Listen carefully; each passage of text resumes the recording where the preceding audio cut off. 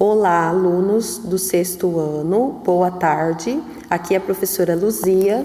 Vamos dar continuidade às tarefas relacionadas ao Centro de Mídia, certo? Então, entraremos no aplicativo Centro de Mídias. No vídeo anterior foi feita a tarefa do dia 8, hoje faremos a tarefa do dia 9. Iremos procurar sexto ano Joel Miranda, selecionar, vai abrir a página do sexto ano com as mensagens da última aula. Iremos para o item ao lado, que é o item de tarefas, e vamos procurar as datas pendentes. Então, a nossa data pendente relacionada à matemática é o dia 9 de fevereiro. Então, aqui temos as datas e as atividades pendentes até chegar no dia 9. Se vocês observarem, tem duas tarefas de matemática no dia 9.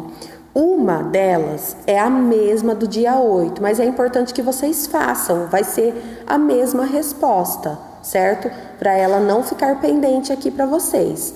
Essa tarefa é responsável pela presença de vocês. A partir do momento que vocês realizam a tarefa, vocês ficam com a presença no dia, tá certo?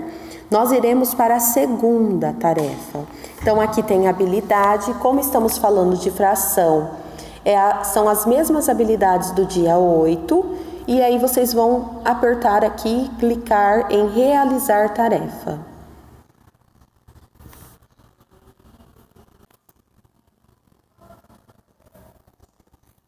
Então, vamos clicar aqui novamente em frações. O meu sistema caiu, eu precisei retornar, viu, gente?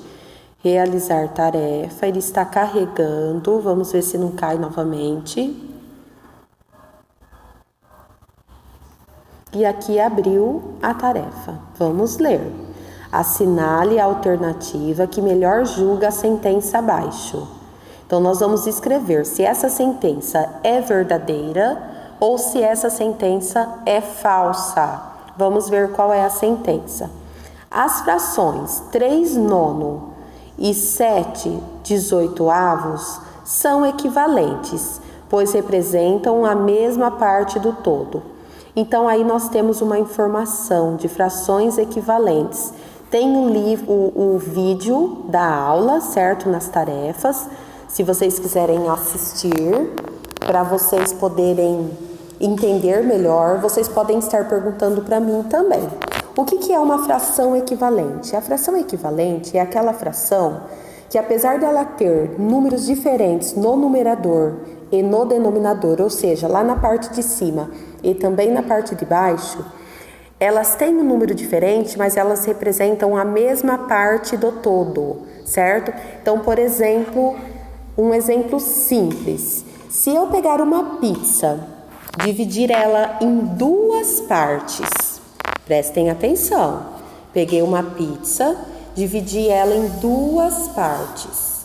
Vamos supor que uma pessoa, não vou falar que sou eu, vamos supor que uma pessoa comeu uma parte dessa pizza, então comeu metade da pizza. Não vou falar que fui eu, senão vocês vão achar que eu sou gulosa, tá? Então, uma pessoa X veio e comeu metade dessa pizza. Ou seja, uma parte de 2 seria a fração 1/2, certo? Uma outra pessoa comprou também uma pizza do mesmo tamanho. Só que em vez dela dividir a pizza em duas partes, ela dividiu em 4 partes, certo? Então, eu fiquei com 4 cantinhos lá da pizza, ela dividida em 4. E aí, essa pessoa que dividiu a pizza, ela comeu 2 partes de 4. Se vocês considerarem as pizzas sendo iguais e as partes divididas, vocês vão observar que é a mesma quantidade. Ou seja, se eu comi meia pizza, ou seja, 1/2, ou se eu comer 2 pedaços de 4, dos dois modos eu estarei comendo meia pizza, certo? Então, a fração 1/2 representa a mesma parte do todo comparada à fração 2/4, certo?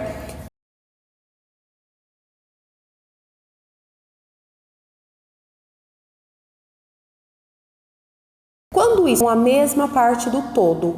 E é isso que está acontecendo com esse exercício. Eu quero saber se eu pegar 3 partes de 9, ou seja, eu peguei um todo, dividi em 9 partes e peguei 3, certo? Eu quero saber se isso é a mesma coisa que eu pegar um todo, dividir em 18 partes e pegar 7. É isso que eu quero saber.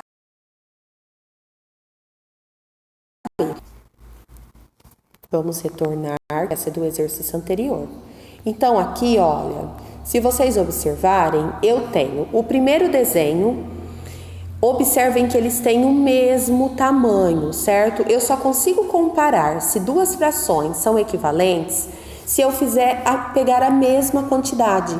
Não tem como eu comparar frações equivalentes fazendo exemplos com pizza e chocolate. Não dá, certo? Então eu sempre estou pegando o mesmo todo. Então aí vocês podem observar que o retângulo desenhado tem o mesmo tamanho, tanto no primeiro quanto no segundo. O primeiro é exatamente do mesmo tamanho que o segundo.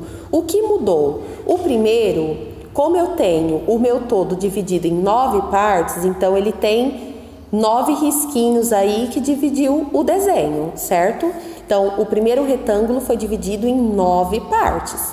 O segundo retângulo, ele tem que representar a fração 7 sobre 18 avos. Então, ele foi dividido em 18 partes.